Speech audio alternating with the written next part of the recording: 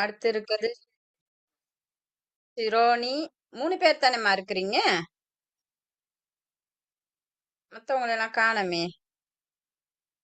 ஆ? நெறைய பேர் இருக்கீங்களே இதுல, இந்த கிளாஸ்ல. ஜாயிண்ட் ஆகுவீங்களே! ம். எத்தன மணி?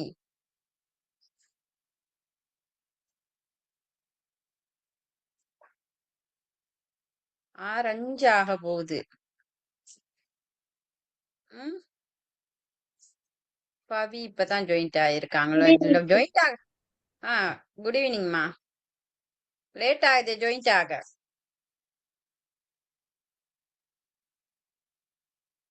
ரக்ஷியா.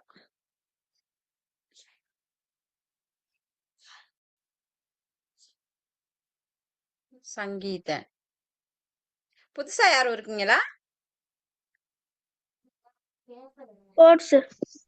யாரு? பாபாக்கா பாபா பாபா இந்தாங்க. வீடியோ ஆஃப் பண்ணுங்க. யாருமா புதுசா ஜாயிண்ட் ஆயிருக்குது? Pavigaran. Pavigaran. பவிகரன். பவிகரன் எங்கம்மா? Hatton teacher. பேட்டன். ஸ்கூல்? Tingshin. ஆ.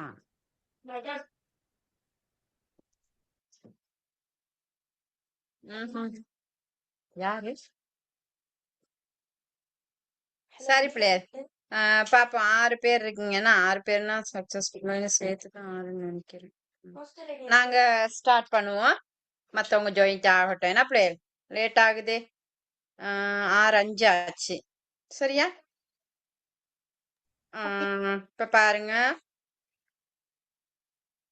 போன கிளாஸ் வினாக்கள் கொடுத்தேன். நாங்க விழுமிய பண்புகள் பார்த்தோம். என்ன விழுமிய பண்புகள்ல வினாக்கள் பார்த்திருக்கோம்.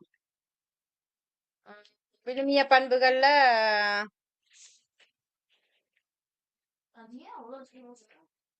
வாய்மை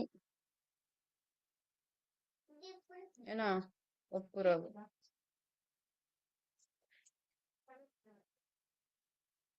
இதுல பிள்ளைகள் விழுமிய பண்புல வாய்மைக்குள்ள வினாக்கள் எல்லாம் பார்த்து ஒப்புரவுல உள்ள வினாக்கள் எல்லாம் பார்த்து முடிச்சிட்டோம் தானே?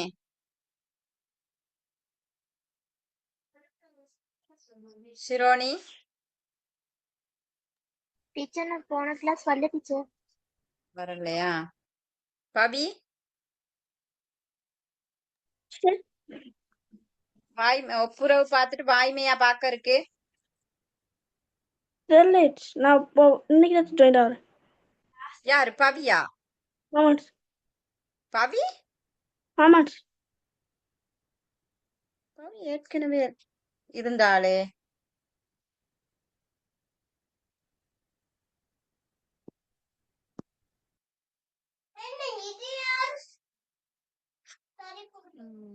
சங்கீதன் வாங்களே. இதுல எது பார்க்கணும்? டீச்சர் போன கிளாஸ் வரல டீச்சர். வாய்மை மட்டும்தான் பார்க்கணும். மத்தவன பார்த்துட்டோமா? வாய்மை மட்டும். சரி பிள்ளைகள், நாங்க வாய்மை பார்த்துட்டோம். வாய்மைக்குரிய வினாக்கள் பார்த்துட்டோம். விடையெல்லாம் பார்த்துட்டோம். இன்னைக்கு ஒப்புரவுல உள்ள வினாக்கள் எல்லாம் பார்த்துட்டோம். இன்னைக்கு வாய்மைக்கு உள்ளதுதான் நாங்க பார்க்கணும். சரியா? வாய்மைக்கு உள்ளதுதான் பார்க்கணும். அப்ப அதுல முதலாவது பாருங்க. முதலாவது வினா வாய்மை என்றால் என்ன? முதலாவது வினா என்ன? வாய்மை என்றால் என்ன? சரியா?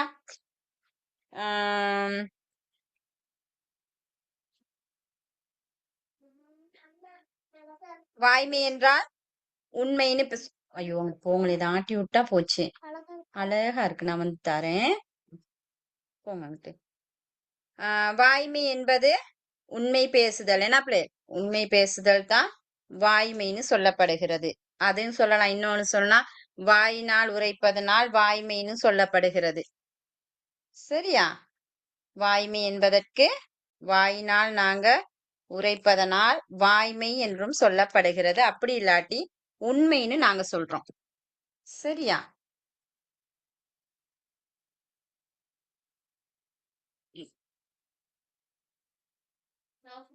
அடுத்து இன்னொன்னு சொல்றாங்க வாய்மைக்கு. தன்னலன் கருதி நடந்தவற்றை மறைத்தல் பொய்மையனா.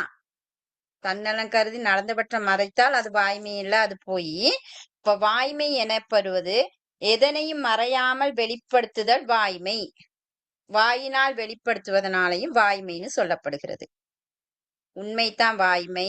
அதை நாங்க வாய்மை என்றால் என்னங்கிறதுக்கு இன்னொன்னு சொல்றோம். என்னன்னா அதாவது எதனையும் மறைப்பாது வெளிப்படுத்துவது. சரியா? பொய் சொல்லாம நாங்க உண்மையை பேசுறது தான் வாய்மைன்னு சொல்லப்படுகிறது. அடுத்த வினா பாருங்க, இதுல நான் கொடுத்திருக்கிறேன். வாய்மை பற்றி வள்ளுவர் கூறும் கூற்றை குறளுடன் விளக்குகன்னு கொடுத்திருக்கேன். சரியா? வாய்மைனா உண்மை பேசுறது தானே. அப்ப அதுக்கு வள்ளுவர் இன்னொரு விதமாக தனது குறள் மூலம் விளங்கப்படுத்தி இருக்கிறாரு. சரியா? அப்ப அது என்னன்னு பாருங்க. வாய்மை எனப்படுவது யாதெனின் யாதொன்றும் தீமை இல்லாத சொல். வாய்மை எனப்படுவது யாதெனின் யாதொன்றும் தீமை இல்லாத சொல்னு சொல்லியிருக்காரு. சரியா? அப்ப அவருடைய குறள்ட கருத்தை பாருங்க. யாருக்கும் எவ்வகையிலும் தீமை பயக்காதவற்றை பேசுவதே வாய்மை என்கிறார். சரியா? நாங்க பேசுறத மூலம் யாராவது துன்பப்பட்டாங்கன்னா அது வாய்மை அல்ல. சரியா? அவர் சொன்னார் என்னது, யாவருக்கும் தீமை பயக்காத வகையில பேசுறது தான் வாய்மைன்னு வள்ளுவர் கூறுகின்றார். சரியா? அடுத்த வினா பாருங்க, நான் கொடுத்திருக்கேன். பொய்மையும் சில வேளைகளில் வாய்மையாக கருதப்படுகிறது. இதுக்கு வள்ளுவர் கூறுற குறளை சொல்லி அதுக்குரிய பொருளை கேட்டிருக்கேன். பொய்மையும் சில வேளைகளில் வாய்மையாக கருதப்படுகிறது. அதுக்கு வள்ளுவர் கூறிய குறளையும் பொருளையும் நான் கேட்டிருக்கேன். சரியா? அப்ப அது பாருங்க, சொல்றாரு குறள். பொய்மையும் வாய்மை இடத்தே புரை தீர்ந்த நன்மை பயக்கும் எனின். சரியா? குறளை எழுதிட்டு தான் விளங்கப்படுத்த சொன்னேன். பொய்மையும் வாய்மை இடத்தே புரை தீர்ந்த நன்மை பயக்கும் எனின் அப்படின்னு சொல்றாங்க. சரியா? அப்ப அதுல பாருங்க என்னன்னு சொன்னா, பொருள்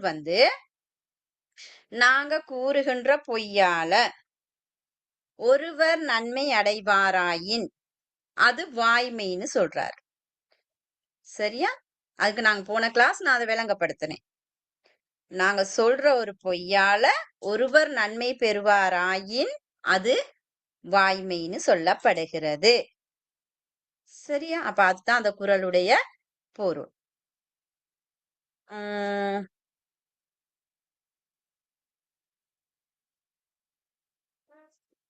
அடுத்த வினா 4வது. உள்ளத்தால் பொய்யாது ஒழுகின் உலகத்தார் உள்ளத்துள் எல்லாம் உளன். இக்குறளின் பொருள் யாது? சரியா? உள்ளத்தால் பொய்யாது ஒழுகின் உலகத்தார் உள்ளத்துள் எல்லாம் உளன். இதோட பொருள் கேட்டிருக்கேன். பொய்மை பேசாதவர் உலகத்தாரால் மதிக்கப்படுவார் என்பதாகும். பொய் பேசாதவர் உலகத்தாரால் மதிக்கப்படுவார் என்பது இதன் பொருள். சரியா? அடுத்த வினா. தவம் தானம் செய்பவர்களை விட உண்மை பேசுபவர்களே உயர்ந்தவர்கள் ஆவர். இக்கூற்றின் குறள் யாது? தவம் தானம் செய்பவர்களை விட உண்மை பேசுபவர்களே உயர்ந்தவர்கள் ஆவர். இக்கூற்றின் குறள் யாது? அதுல குறளை பார்த்துக்கொள்ளுங்க. உள்ளத்தால் பொய்யாது ஒழுகின் உலகத்தார் உள்ளத்துள் எல்லாம் உள. சரியா? குறள். அடுத்து, உண்மை பேசு எனும் மகுட வாசகத்தின் மகா வாக்கியத்தை கூறிய நூல்கள். உபநிடதம், வேதம். சரியா? அடுத்த வினா. உண்மை பேசி உத்தமராக விளங்கியவர்கள் அரிச்சந்திரன், மகாத்மா காந்தி. சரியா? அரிச்சந்திரன், மகாத்மா காந்தி. அதுல உள்ள வினாவை பாருங்க பிள்ளைகள். உண்மை பேசு எனும் மகுட வாசகத்தின் மகா வாக்கியத்தை கூறி நூல்களை கேட்டிருக்கேன். சரியா? அப்ப அதுல பாருங்க, சத்தியம் வதன்னு ஒண்ணு இருக்கு. சத்தியம் வத. அடுத்தது இருக்கு சத்தியமே ஜெயத. சரியா? அப்ப அதுல பாருங்க, வேதம் சொல்லுது சத்தியமே ஜெயதன்னு. வேத வாக்கியத்துல உண்மையை பத்தி சொல்றாங்க. உபநிடதத்துல சத்தியம் வத. அத பார்ட் 1க்கு வரும் பிள்ளைகள். கோட் அடிக்கிறதுக்கு பார்ட் 1க்கு வார ஒரு வினா. சரியா?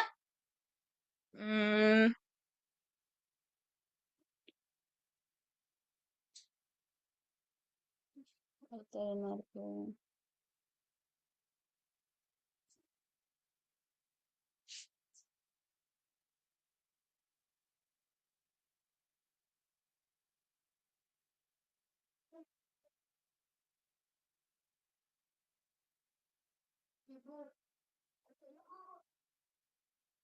இவ்வளவு பிள்ளைகள் வினாக்கள்.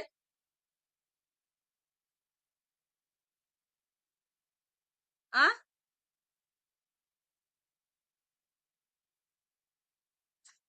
இவ்வளவா வினாக்கள்?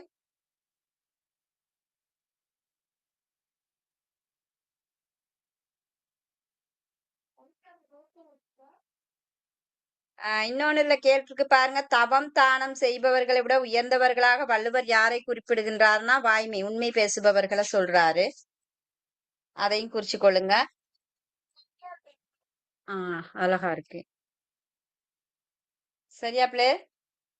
அடுத்து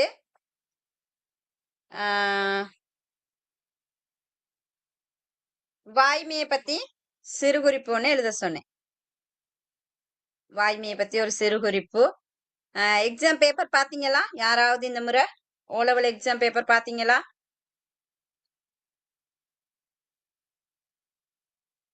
ஏன் பிள்ளை சொல்லுங்க, எக்ஸாம் பேப்பர் பாத்தீங்களா?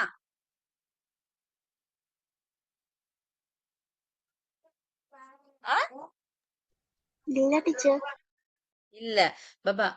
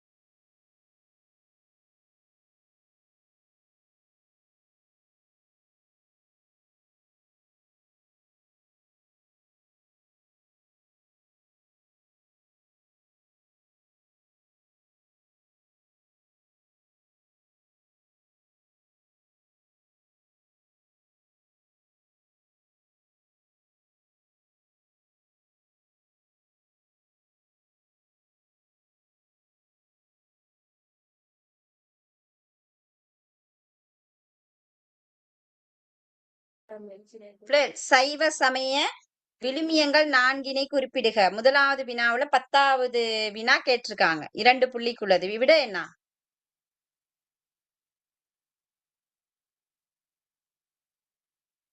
சொல்லுங்க. சைவ சமய விழுமியங்கள் 4 குறிப்பிடுக. அன்புடைமை, வாய்மை, பணிவுடைமை, அடக்கமுடைமை, செய்நின்றி மறவாமை. சரிதான், பிழை இல்ல. ஆனா எங்கட பாட புத்தகத்துல இருக்கிறது என்ன? கிரேட் 10ல 2, கிரேட் 11ல 2. கிரேட் 10ல இருக்குது என்னன்னா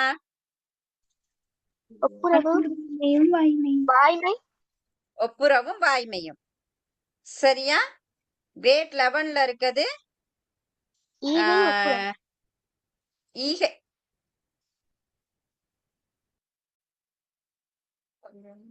ஈகையும் ஒப்புரவும். இதுல இருக்கிறது என்னன்னா அன்புடைமையும் வாய்மையும். கிரேட் 10ல இருக்கிறது அன்புடைமை வாய்மை, கிரேட் 11ல இருக்கிறது ஈகை ஒப்புரவு. அப்ப இந்த 2 நாள் எழுதுனாலே 2 புள்ளி. சரியா? அடுத்து சிறுகுறிப்புகளுக்கு கேட்டிருக்காங்க பாருங்க. 7வது வினா. 7வது வினா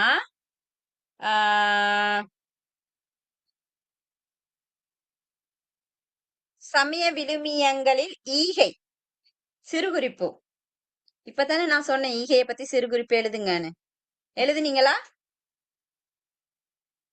எழுதிட்டு வந்தீங்களா? ஏன் பிளேயர்? அன்புடைமையும் சிறுகுறிப்பு கொடுத்தேன், ஈகையும் சிறுகுறிப்பு எழுதுங்கன்னு சொன்னேன். 5 புள்ளிக்குள்ள வினா. அப்ப பாருங்க, பொதுவா விழுமிய பண்புகள்னு கொடுக்காம எப்படி கொடுத்திருக்காங்கன்னா சைவ விழுமியங்களுள் ஈகை. அப்ப ஈகையை மட்டும்தான் எழுதணும். ஈகை வந்து ஈகை வந்து கிரேட் 11ல. சரியா? ஈகை வந்து கிரேட் 11ல இருக்கு. ஆனா எங்கட இதுல இருக்கிறது வந்து வாய்மையும் அன்புடைமையும். அப்ப 2 பத்தியும் சிறுகுறிப்பு எழுதி பழகுங்க. சரியா? அடுத்து பாருங்க, இந்த வினாவுக்கு விட சொல்லுங்க பாப்போம். ஆசாரத்தின் 2 வகைகள். அக ஆசாரம், புற ஆசாரம். அக ஆசாரம், புற ஆசாரம். வீட்டிலும் ஆலயத்திலும் செய்யும் வழிபாடுகளின் போது கடைபிடிக்க வேண்டிய ஆசார நெறிகள் 3னை குறிப்பிடுக. வீட்டிலோ ஆலயத்திலும் செய்யும் வழிபாடுகளின் போது கடைபிடிக்க வேண்டிய ஆசாரத்தின் நெறிகளை குறிப்பிடுக. 3. உள்ளத்தை தூய்மையாக வைத்திருக்க.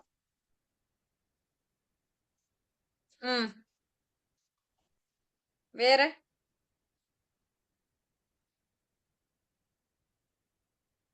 வேற என்ன? உடலை தூய்மையாக வைத்திருத்தல். வீடு ஆலயம் மட்டுமின்றி சுற்றுப்புற சூழலை தூய்மையாக வைத்திருத்தல். எல்லாம் தூய்மை தான். எல்லாம் தூய்மையை மட்டும் சொல்லிட்டு இருக்கீங்க. அதுல இருக்கு என்ன? அக ஆசாரம்னா என்னான் இருக்கு, உடல் உள தூய்மை இருக்கு. அங்கிட்டு புற ஆசாரம்னா என்ன இருக்கு. அப்ப அது எல்லாத்துலயும் வாரதுகளை எழுதணும். 3 தானே கேட்டிருக்காங்க. அப்ப அதுக்கு உதாரணங்கள் எழுதுறீங்க. அடுத்து இறையருளை பெறுவதற்கு சைவ சமயத்தவராகிய நாம் செய்யத்தக்கவற்றை சுருக்கமாக விளக்குக. இறையருளை பெறுவதற்கு சைவ சமயத்தவராகிய நாம் செய்யத்தக்கவற்றை சுருக்கமாக விளக்குக. அப்ப இதுல பாத்தீங்கன்னு சொன்னா ஆசாரத்தை வச்சுக்கிட்டே நாங்க எழுதலாம். சரியா? ஆசாரம்ங்கிற வினா இருக்குத்தானே, அதுல நீங்க ஆசாரத்துல ஒவ்வொரு வினாவும் இருக்கு பாருங்க. கலை அற உணர்வு இருக்கு, இறை உணர்வு இருக்கு, சமுதாய உணர்வு, கடமை உணர்வு. இது எல்லாத்தையும் பற்றி தனித்தனியாவே விளங்கப்படுத்தினாலே உங்களுக்கு ஃபுல் மார்க்ஸ் கிடைக்கும். Very good. கொஞ்சம் பெருசா அந்த என்ன இந்த வட்டத்தை எப்படி அந்த இதோட சேர்த்து ஒட்டி போடும். சரியா பிளேயர்? அப்ப கிரேட் 10ல இருந்து என்ன வருது? வினாக்கள் வருது. அதுக்காகத்தான் நான் வாசிச்சேன். அப்ப கிரேட் 10 வந்து எவ்வளவு முக்கியங்கிறத யோசிங்க. இன்னைக்கு பாருங்க, நான் வினாக்களை கேட்கிறேன், யாருமே விட சொல்லவே இல்லை. யாரும் விட எழுதி இல்ல. அப்ப யோசிச்சு பாருங்க, விட எழுதி பழகாம இயலுமா?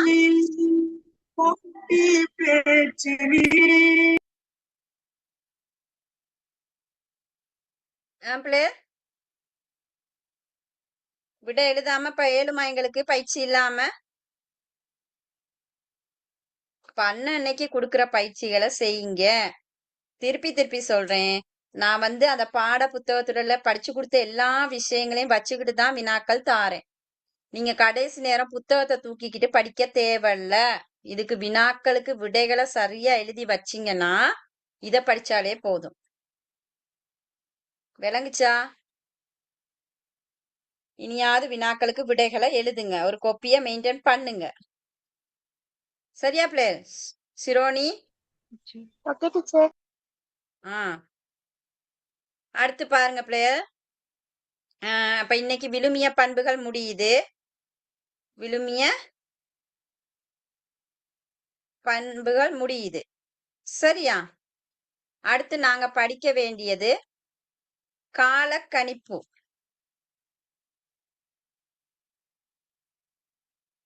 சரியா? படிக்க வேண்டியது வந்து காலக்கணிப்பு.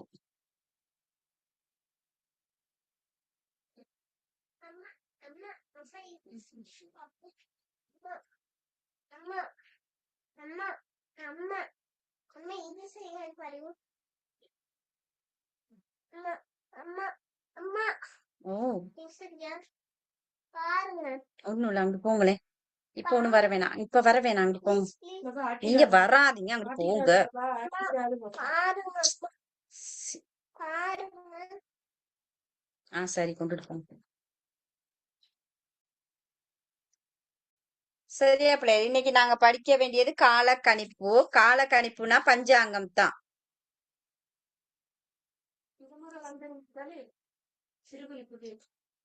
கொஞ்சம் இருங்க பிள்ளைகள், ஒரு செகண்ட் தாங்க எனக்கு.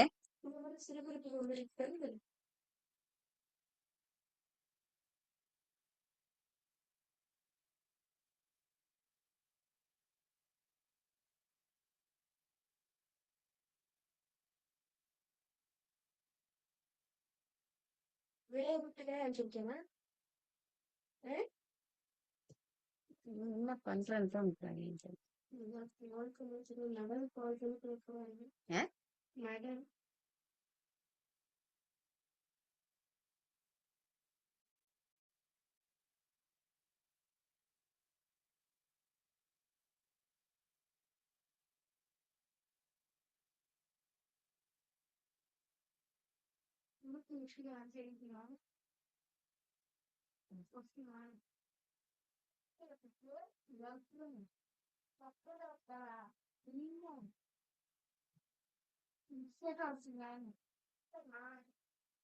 பாப்பா இதை கொஞ்சம் அடங்கல, ஏன்னா சத்தம். கொஞ்சம் இருங்க வரேன்.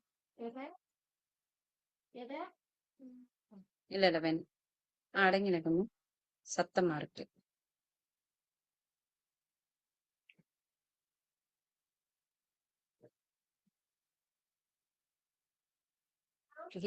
எதை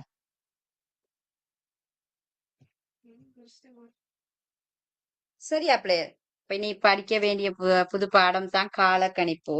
இந்த காலக்கணிப்புல பாருங்க, காலக்கணிப்புன்னு சொல்றது பஞ்சாங்கம். காலக்கணிப்புன்னு சொல்றது என்னது? பஞ்சாங்கத்தை தான் நாங்க காலக்கணிப்புன்னு சொல்லுவோம். சரியா? இப்ப இதுல இந்த பஞ்சாங்கம், பஞ்சாங்கம் பாத்திருக்கீங்களா? பஞ்சாங்க புத்தகம் பாத்திருக்கீங்களா? எங்க பாத்தீங்க?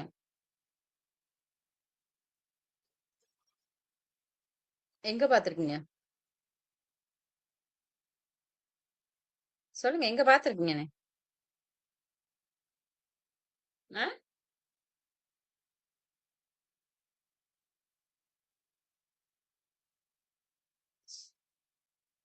என் பிள்ளை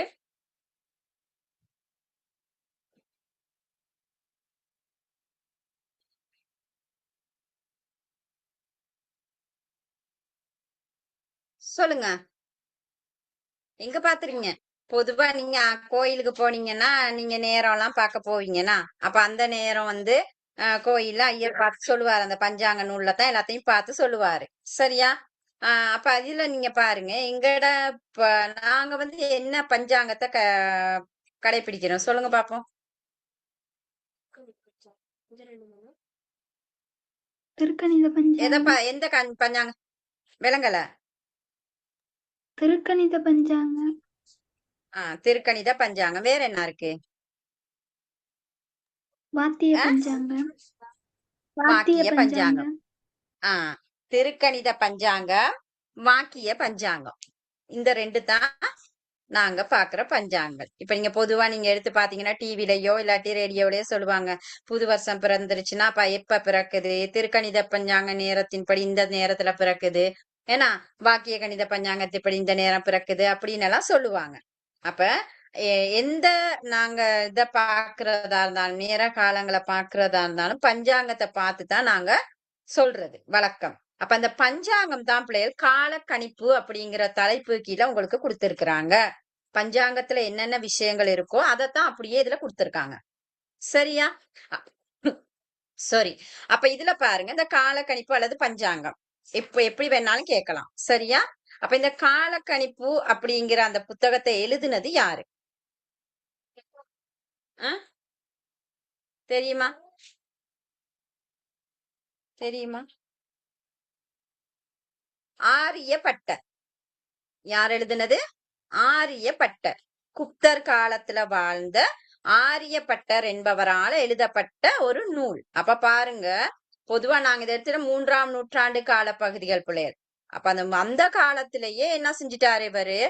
இந்த காலக்கணிப்ப எழுதி வச்சிருக்காரு. அப்ப அவர் எழுதின அந்த காலக்கணிப்பை வச்சுக்கிட்டு அந்த பஞ்சாங்க புத்தகத்தை வச்சுக்கிட்டு தான் பிள்ளைகள் இப்ப நாங்க இன்றைக்கோ இல்லாட்டி இதுக்கு பிறகு நடக்க போற சம்பவங்களையோ எல்லாத்தையும் ஆராய்ச்சி பண்ணி எங்களுக்கு தகவல்களை கொடுக்கறாங்களா இருந்தா இந்த இவர் குறிப்பிட்ட தகவல்களை வச்சுதான் பிள்ளைகள்.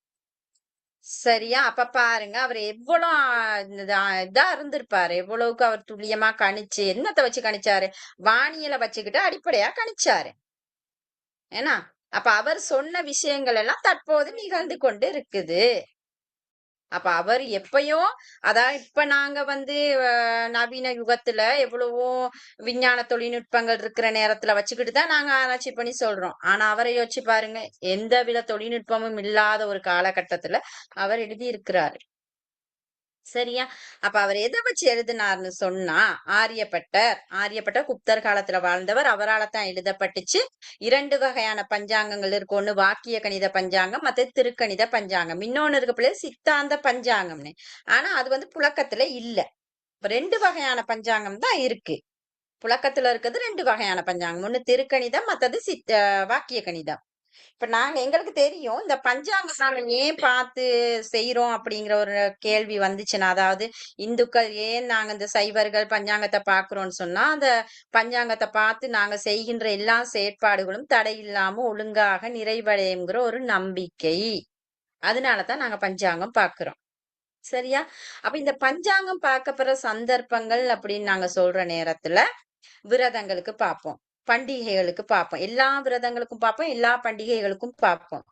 அடுத்து பாத்தீங்கன்னா கோயில்ல நடைபெறுகின்ற அனைத்து விடயங்களுக்கும் நாங்க பஞ்சாங்கம் பார்க்கிற விளக்கம் இருக்கு. கோயில்கள்ல நடைபெறுகின்ற அனைத்து கிரியைகளுக்கும் இருக்கு. அதே மாதிரிக்கு ஒரு ஆலயத்தை கட்டுறதா இருந்தாலும் சரி, வீடு கட்டுறதா இருந்தாலும் சரி, சுப நிகழ்வுகள் எல்லாத்துக்கும் பஞ்சாங்கம் பார்க்கிற வழக்கங்கள் இருக்கு. அதே மாதிரிக்கே அமங்கல வீடுகளிலையும் நாங்க பஞ்சாங்கம் பார்ப்போம். பஞ்சாங்கம் பார்த்துதான் செய்வோம். அப்ப பஞ்சாங்கம் பார்க்கப்படுற சந்தர்ப்பங்கள் என்ன அப்படின்னு கேட்டா, நீங்க உதாரணத்துக்கு விரதங்களை கொடுக்கலாம், 2-3 பண்டிகைகளை கொடுக்கலாம், மங்கள நிகழ்வுகளை கொடுக்கலாம், கோயில் கிரியைகளை கொடுக்கலாம். இந்த மாதிரி சந்தர்ப்பங்களை நீங்க எழுதணும். இது வரைக்கும் விளங்குச்சா? சொல்லுங்க பாப்போம். பஞ்சாங்கத்தினுடைய சுருக்கம் விளங்குச்சா? மத்தவங்க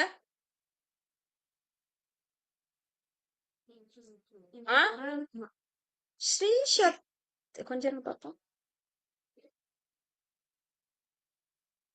ஸ்ரீசத்த காணலாம். இப்ப இந்த 2-3 கிளாஸ்ல ஸ்ரீசத் வரல,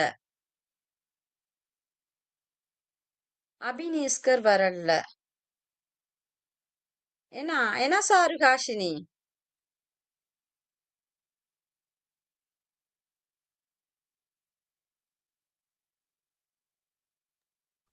ஆமா டீச்சர். காணம் தானே, போன கிளாஸும் வரலத்தானே இந்த 2 பேரும். ஆமா டீச்சர். என்னன்னு தெரியல. சரி பிள்ளைகள் பாப்போம். அப்ப பாருங்க, இப்ப நாங்க அறிமுகம் பார்த்திருக்கோம். அடுத்து இந்த பஞ்சாங்கம் அல்லது காலக்கணிப்புனா என்னன்னு சொன்னா பிள்ளைகள், பஞ்சாங்கம் என்றால் என்ன அல்லது காலக்கணிப்பு அப்படிங்கிறது ஒரு வானியலை அடிப்படையாக கொண்டு எழுதப்பட்ட ஒரு நூல். வானியலை அடிப்படையாக கொண்டு எழுதப்பட்ட நூல். இப்ப வானியலை அடிப்படையாக கொண்டு எழுதப்பட்ட நூலா இருந்தா வானியல்ல எதை வச்சுக்கிட்டு அடிப்படையா கணிச்சிருப்பாங்க? எதை வச்சு எழுதியிருப்பாங்க வானியல்ல? சூரியன், சந்திரன், சூரியன், வேற சந்திரன், புவி, கோள்கள், கோள்கள், சந்திரன், நட்சத்திரம். ஏன்னா இந்த இதுகளை வச்சுக்கிட்டு தான் பிள்ளைகள் என்ன செஞ்சாங்கன்னு சொன்னா பஞ்சாங்கம் எழுதப்பட்டிருக்கு. அதனால தான் சொன்னாங்க வானியலை அடிப்படையா கொண்டு எழுதப்பட்டது. எதனை அடிப்படையாக கொண்டு எழுதப்பட்டதுன்னா வானியலை அடிப்படையாக கொண்டு எழுதப்பட்டது. வானியலை எதை அடிப்படையாக கொண்டு எழுதப்பட்டது அப்படின்னு சொன்னா சூரியன், சந்திரன், கோள்கள், நட்சத்திரங்கள் இதுகளை வைத்து கொண்டு தான் எழுதப்பட்டிருக்கு. சரியா? இது விளங்குச்சு தானே? அடுத்து கேட்பாங்க, பஞ்சாங்கம் என்பதன் பொருள் யாது? உங்க பாடப்புத்தகத்துல இதுக்கு விளக்கங்கள் எல்லாம் இல்ல. பஞ்சாங்கம் என்பதன் பொருள் யாது அப்படின்னு கேட்டா சரியா, அல்லது காலக்கணிப்பு அப்படிங்கிற பொருள் என்னன்னு சொன்னா சரியா, பஞ்சம்னா 5, அங்கம்னா உறுப்பு. பஞ்சம்னா 5, அங்கம்னா உறுப்பு. 5 அங்கங்களை கொண்டது பஞ்சாங்கம். 5 அங்கங்களை கொண்டது பஞ்சாங்கம். அப்ப அந்த 5 அங்கங்களும் என்னன்னு சொன்னா வாரம், திதி, கரணம், யோகம், நட்சத்திரம். வாரம், திதி, கரணம், யோகம், நட்சத்திரம். இதத்தான் நாங்க பஞ்ச அங்கங்கள்னு குறிப்பிடுவோம். பஞ்ச அங்கங்களை தருக, பஞ்ச அங்கங்களில் 3ஐ தருக, பஞ்சாங்கம் என்பதன் விளக்கம், பஞ்சாங்கம் என்பதன் பொருள் யாது? வினாக்கள் வரலாம். இது விளங்குச்சா?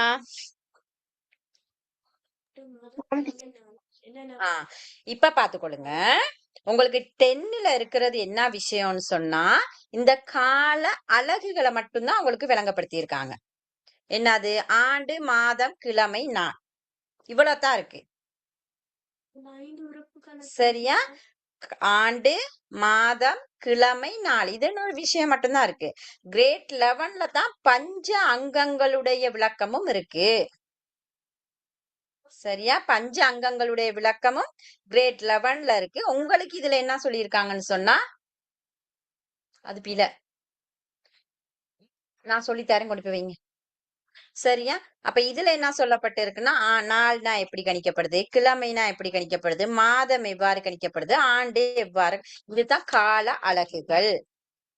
கால அலகுகள் தான் இது. என்னன்னா முதலாவது கால அலகுகள்ல முதலாவது நாள், சிறியது நாள். கால அலகுகள்ல பெரியது ஆண்டு. சரியா? அப்ப நாள், கிழமை, மாதம், ஆண்டு. சரியா? நாள், கிழமை, மாதம், ஆண்டு.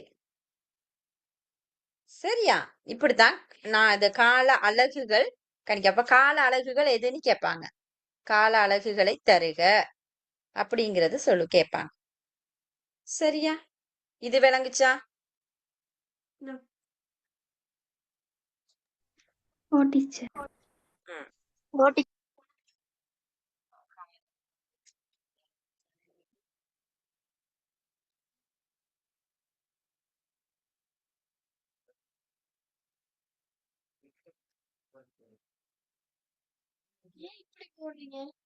எதுக்கு?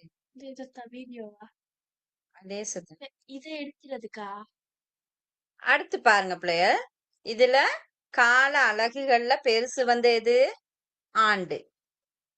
சரியா? கால அலகுகள்ல பெருசு ஆண்டு. கால அலகுகள்ல சிறியது நாள். சரியா? இப்ப இதுல பாருங்க, ஒரு ஆண்ட நாங்க எவ்வாறு கணிப்பிடுறோம் அப்படிங்கிறது இருக்கு. ஒரு ஆண்டு, ஆண்டுல எத்தனை மாதங்கள் இருக்கு? 12 மாதங்கள். 12 மாதங்கள். சரியா?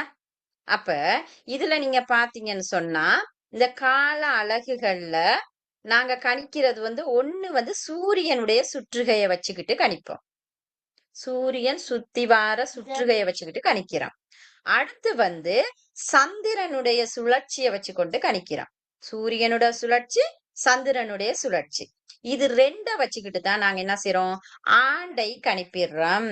அப்ப அதனால இந்த கால அலகுகள்ல ஒண்ணு சூரியமான முறை, ஆண்டு கணிக்கிற முறையில ஒன்று சூரியமான முறை, மத்தது சந்திரமான முறை.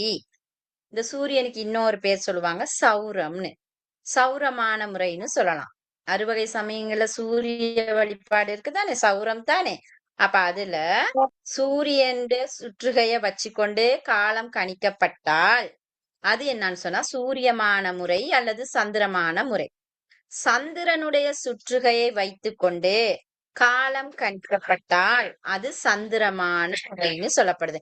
அப்ப ஆண்டு முறைகள் 2 விளங்குச்சா? என்னன்னு அடுத்து பாருங்க, இந்த சூரியனுடைய சுற்றுகைய எந்த பிரச்சனையும் இல்ல. அது அழகா சுத்திக்கிட்டு இருக்கு. அதை வச்சு நாங்க கணிக்கலாம். சரியா? ஆனா இந்த சந்திரனுடைய சுற்றுகையில சில பிரச்சனைகள் இருக்கு. திதிகள் ஒவ்வொரு நேரம் மொத்த திதிகள் எத்தனை? 30. மொத்த திதிகள் 30. அப்ப அதுல நாங்க பார்ப்போம் 15 15 தான் வரணும். 15 15 வரணும். ஆனா இதுல என்னன்னு சொன்னா சில வேளை 14 வரும், சில வேளை 15 வரும். அப்ப அந்த கால அலகுகளை அந்த நிகழ்வுகளை குறிப்பிடுறதுல சில குளறுபடிகள் இருந்துச்சு பிள்ளைய.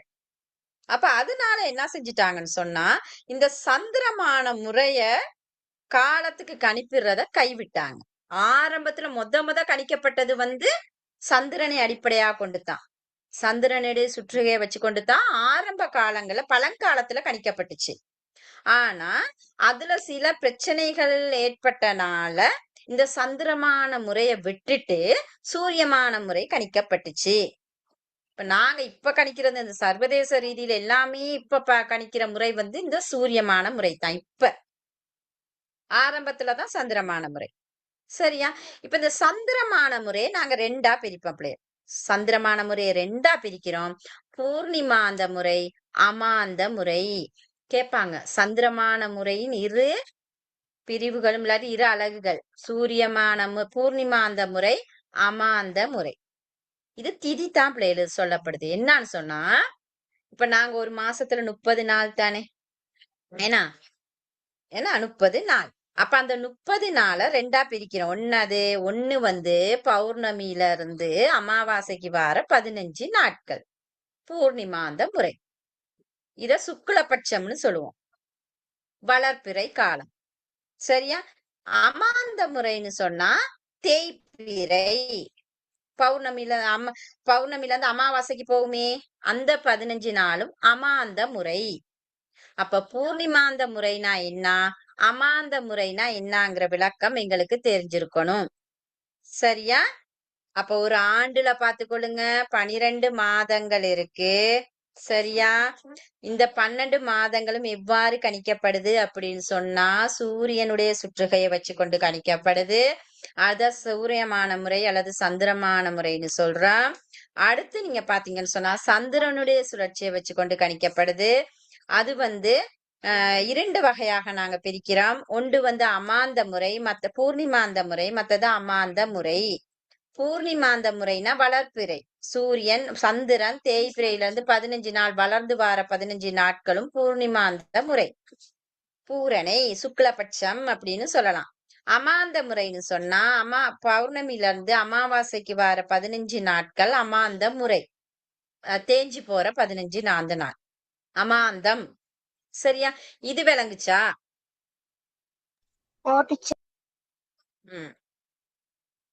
சரியா? தேய்பிறையில கிருஷ்ணபட்சமா வளர்பிறையில கிருஷ்ணபட்சமா சொல்லுங்க. கிருஷ்ணபட்சம்னா தேய்பிறையா கிருஷ்ணபட்சம்னா தேய்பிறை.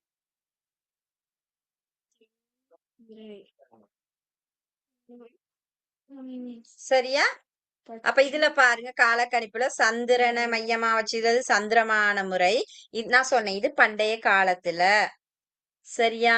அப்ப இதுல பாருங்க பூர்ணிமாந்த முறை சொல்லப்படுது, சித்திரை நட்சத்திரம். சரியா? அது மாதங்கள் கணிக்கப்படுற முறை சொல்லப்பட்டிருக்கு. வைகாசி விசாகத்தோடு சேர்றது. சரியா? அப்ப இதுல பாருங்க இன்னொன்னு பிள்ளைகள் சொல்றாங்க, இந்த மாதம் கணிப்பிடுறையில மாதத்துக்கு நாங்க என்னன்னு சொல்றோம், எதனை வச்சுக்கிட்டு கணிக்கிறோம், சந்திரனுடைய சுழற்சியை வச்சு கொண்டுதான் மாதங்கள் கணிக்கப்படுது. ஒரு மாதம்னு சொன்னா அதாவது சந்திரன் பூமியை சுற்றி வார சுற்றுகை. சரியா? அப்ப அப்படி வார நேரத்துல இத சந்திரன் இருக்கனால சந்திரனுக்கு இன்னொரு பெயர் இருக்கேன், அது திங்கள், மதி, சந்திரன். சரியா? அது ஒரு இத சேர்த்து அதை சொல்லியிருக்காங்க. பூர்ணிமாந்த முறைனா வளர்ப்பிறை தானே. அப்ப சித்திரை நட்சத்திரம் பூரணை சந்திக்கிற நாள் தான் என்னது, சித்திரை மாதத்துல பௌர்ணமியா இருக்கும் அந்த 15 நாட்கள். இங்கிட்டு வைகாசி மாதத்துல விசாக நட்சத்திரங்கள், அதாவது ஒரு நாளைக்கு ஒரு நட்சத்திரம் தானே. அந்த நாள் வந்து அப்படித்தான் வரும். நான் பிறகு அந்த சார்ட்டை காட்டுறேன் உங்களுக்கு. போடுற நேரம் அந்த சார்ட் விளங்கும். சரியா? அந்த சார்ட்டை போட்டு படிக்கிற நேரத்துல உங்களுக்கு அதனுடைய விளக்கமும் கிடைக்கும் பிள்ளைகள். சரியா? அப்ப இதுல பாருங்க, திங்கள் சேருகின்றதை தான் சொல்றேன். என்னது? வைகாசி மாசம். சரியா? உதாரணத்துக்கு ஒவ்வொரு மாசங்கள் கொடுக்கப்பட்டிருக்கு. இப்படித்தான் 12 மாதங்களும் கணிக்கப்படும். சரியா? இன்னும் கொஞ்சம் போங்க, அது இப்பதான் ஓடும்.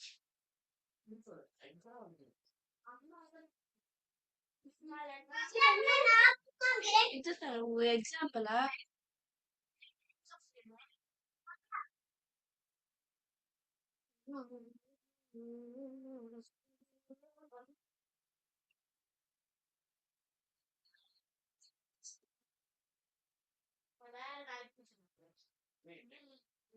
அடுத்து பாருங்க பிள்ளைகள், இதுல வந்து எனக்கு இதுல வந்து ஒரு ஆண்டை பத்தி சொல்லியிருக்காங்க.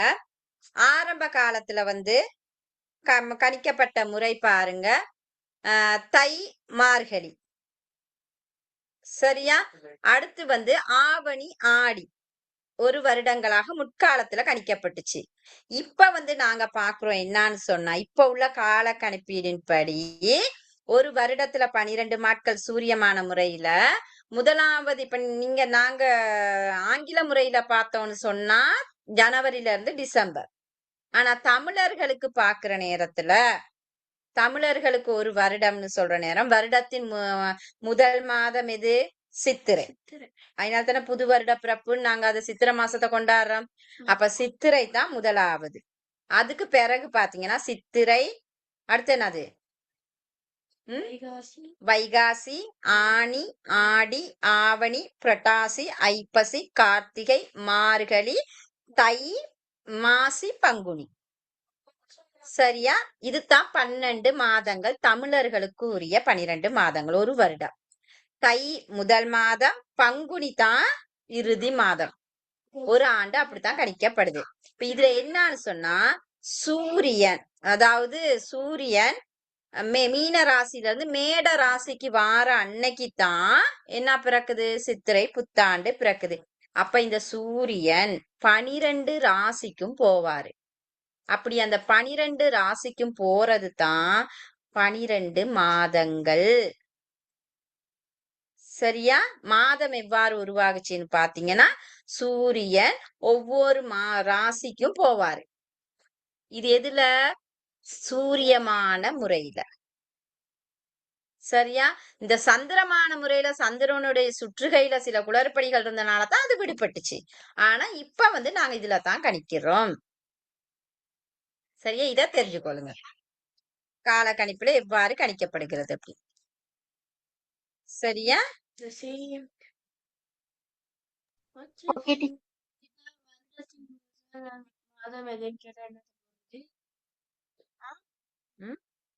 ஒரு வருடத்தின் முதல் மாதம். சரி, தமிழர்களின் தமிழ்நாடுல முதல் மாதம் இதுல பாருங்க, இதுல சந்திரனை அடிப்படையாக வச்சு காலம் கணிப்பிடுற நாடுகளை கொடுத்திருக்கான் பாருங்க. ரோமம், கிரேக்கம், வட இந்திய. இது ஆரம்ப காலத்துல கணிக்கப்பட்டுச்சு. பின்னர் தான் என்ன செய்யப்பட்டுச்சு? நாங்க சௌரமான முறைய மேற்கொண்டோம். அதுல திங்கள், ஒரு மாதம்னு சொல்றது மந்த் அப்படின்னு தமிழ்ல சொல்லப்படுது. சரியா?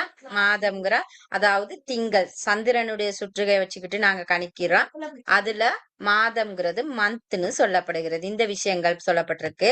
நான் புத்தகத்துல பார்த்தோன்னா தெளிவா விளங்கும் பிள்ளைகள். சரியா? இதுல நான் கொஞ்சம் விளங்கப்படுத்துறதுக்காக தான் இதை போட்டுட்டு போறேன். கொஞ்சம் பார்த்துக்கொள்ளுங்க.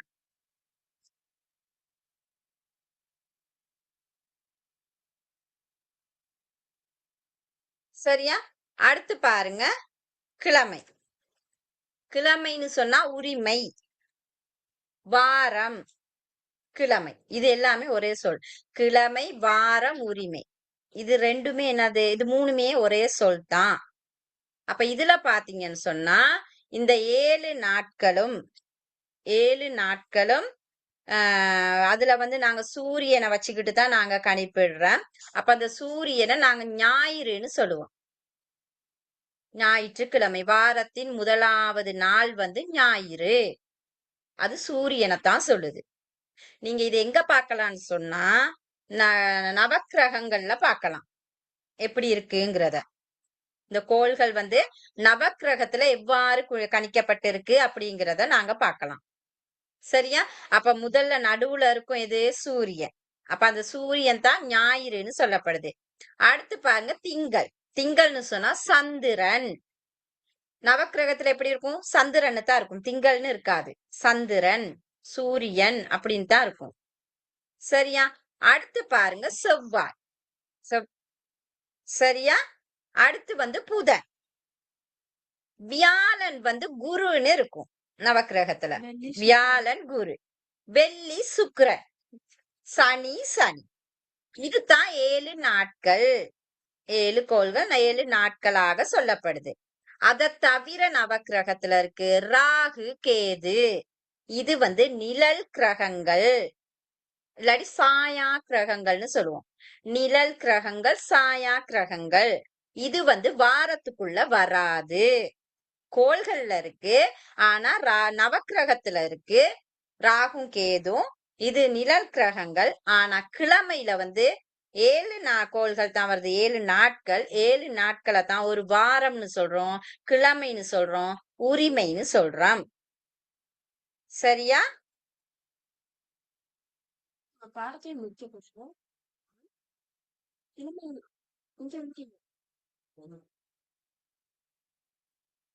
இங்கிலீஷ்ல போட்டுருக்காங்க.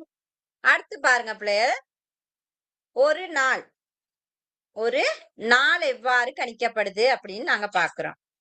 இதுலயும் எங்கட எங்கட நாட்டுல வந்து 3 இனத்தவர்கள் வாழ்கின்றாங்க. அப்ப அவங்க எவ்வாறு நாளை கணிப்பிடுறாங்கங்கிற முறைகள் கொடுக்கப்பட்டிருக்கு. இது கவனமா பாடமாக்கி வச்சுக்கொள்ளுங்க. பார்ட் 1 வினா.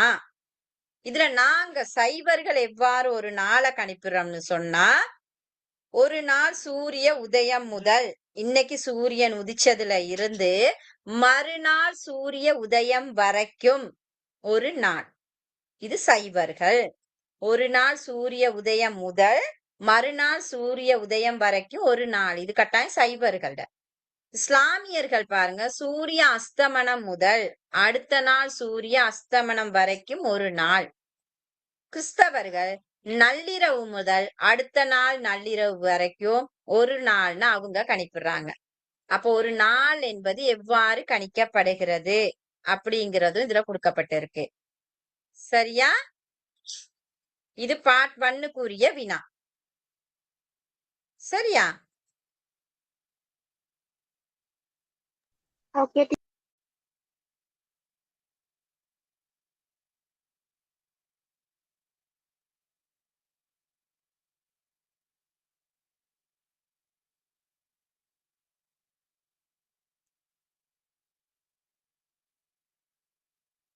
இன்னொன்னு என்னமா சொன்னாங்க இதுல?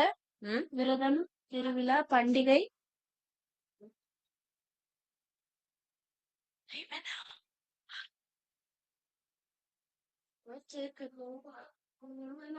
சித்தி பேப்பர் வந்துட்டானே சமய பேப்பர் வந்துட்டா சித்தி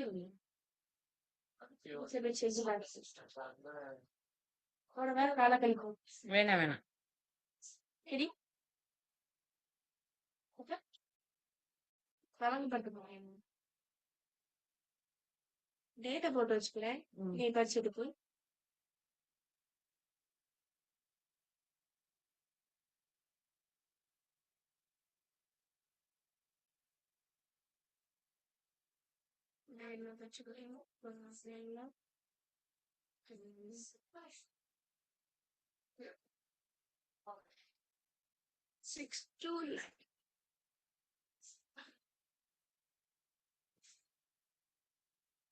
அவர் ஒரு ஆள் ஆரிய கட்டார், ஒரு ஆள் நட்டு மாமா இவ்வளவு செஞ்சாரு.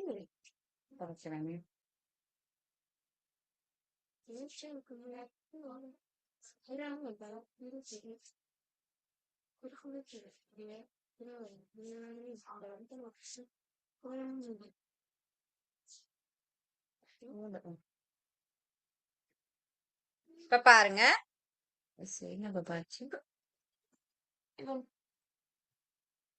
இல்ல இல்ல அல்ல போச்சு. ஏன்? இது போச்சு. அதான் நீங்க உங்களை அமுக்குங்க நானே அதுதான். கொஞ்சம் இருங்க பிள்ளைகள் வாரேன். உங்க இல்ல கடவுளை எடுத்து வச்சது போயிடுச்சு. WPS ஆஃபீஸ் போனோம் நோட்ஸ் அதுதான் தெரியுங்க. அதுவும் போனாமா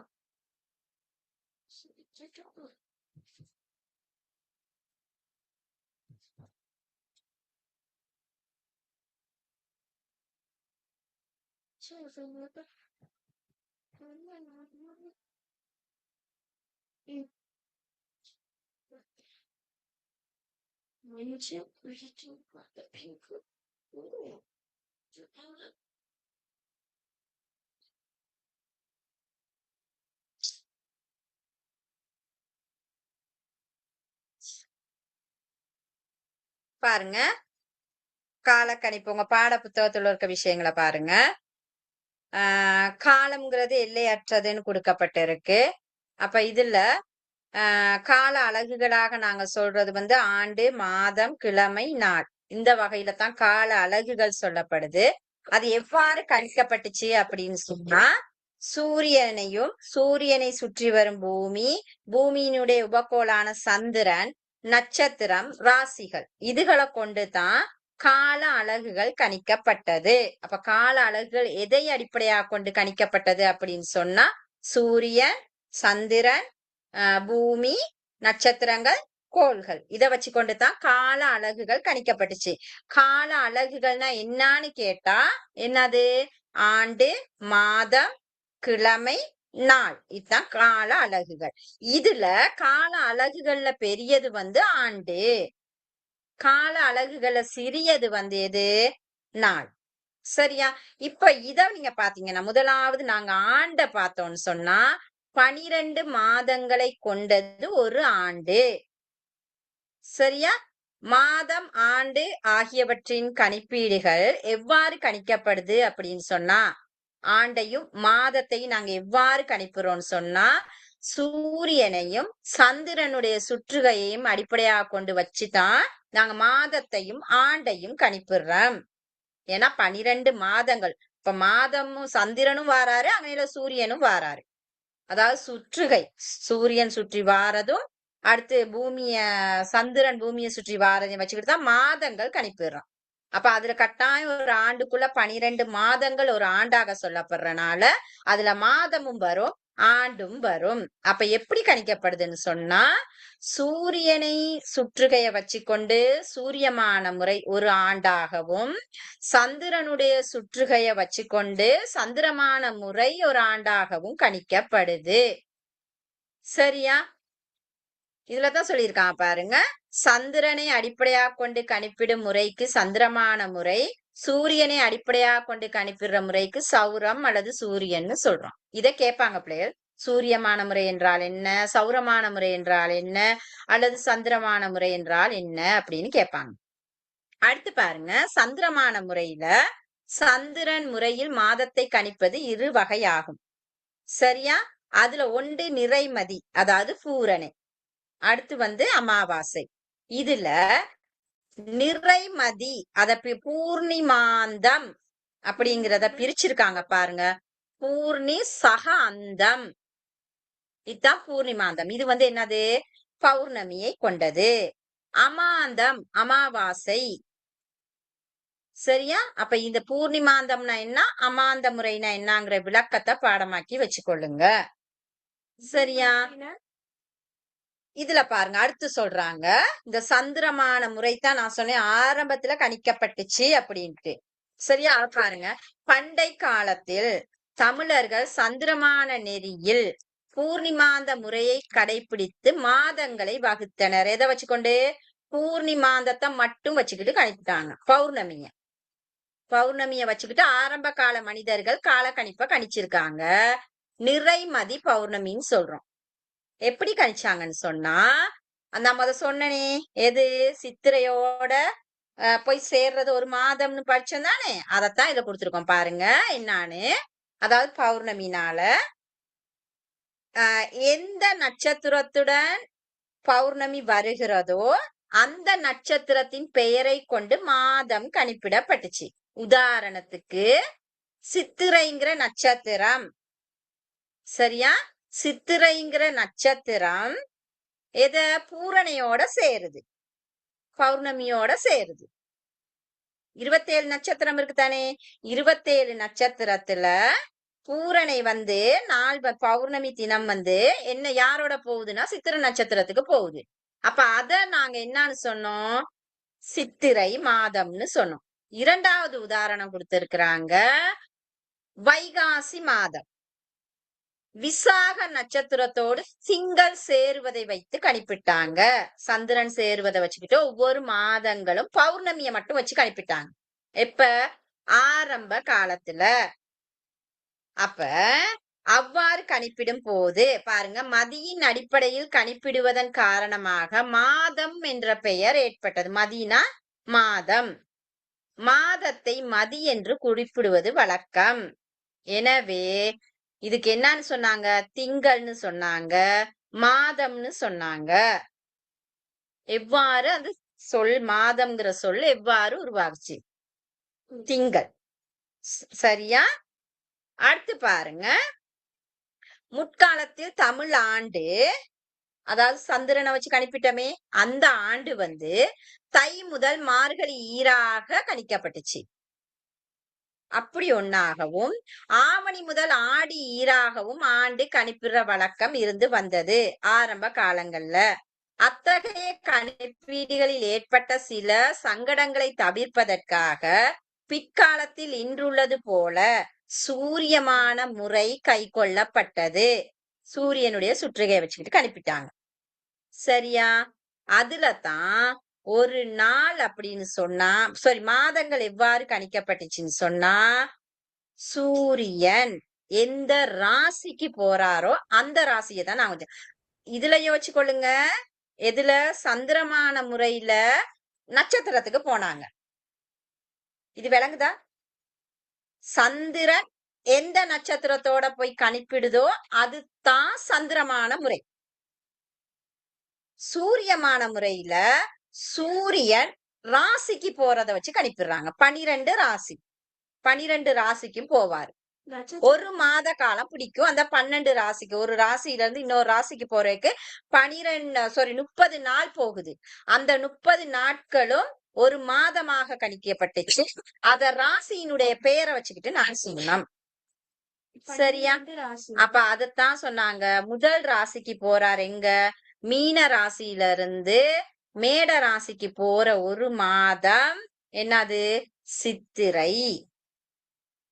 சரியா? இவ்வாறு கணிப்பிடப்பட்டுச்சு. அப்ப இத பாருங்க, உரோமர், கிரேக்கர், வட இந்தியர் முதலானவர்கள் ஆரம்ப காலத்தில் சந்திரமான கணிப்பீட்டு முறையை கை கொண்டனர். அதனை கைவிட்டு சௌரமான நெறியை திருப்பி கடைபிடிக்கிறாங்க. சரியா? அப்ப மாதம் என்ற சொல் எவ்வாறு உருவாகுச்சு அப்படிங்கிறது எங்களுக்கு தெரிஞ்சிருக்கணும். சரியா? அப்ப மாதம் எவ்வாறு உருவாகப்பட்டுச்சு. அடுத்து பாருங்க, கிழமை. கிழமையை நாங்க அடுத்த கிளாஸ்ல பார்ப்போம் பிள்ளையர். ஏன்னா ஒரேடியா பாத்துக்கிட்டு போனோம்னா எங்களுக்கு விளங்காது. இப்ப என்ன செய்ய போறீங்கன்னு சொன்னா, 7:02 என்ன செய்ய போறீங்கன்னு சொன்னா,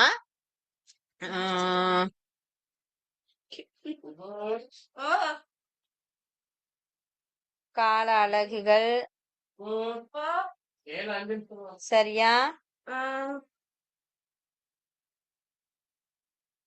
பாட புத்தகத்துல உள்ள வினாக்களை செய்யுங்க. பாட புத்தகத்துல உள்ள வினாக்களை செய்யுங்க. அதை தவிர நான் உங்களுக்கு அடுத்த கிளாஸ்ல நான் உங்களுக்கு விளக்கங்களையும் அந்த சார்ட்டுகளையும் தாரேன். சரியா? இன்னைக்கு நீங்க என்ன செய்றீங்க, பாட புத்தகத்துல இருக்க வினாக்களை மட்டும் இப்படி எழுதிக்கிட்டு வாங்க. சரியா பிள்ளை? முடிப்போம். அப்ப இப்ப முடிப்போம். Good night. Thank you, teacher. Bye, teacher. Good night. Thank you, teacher. God bless you, teacher.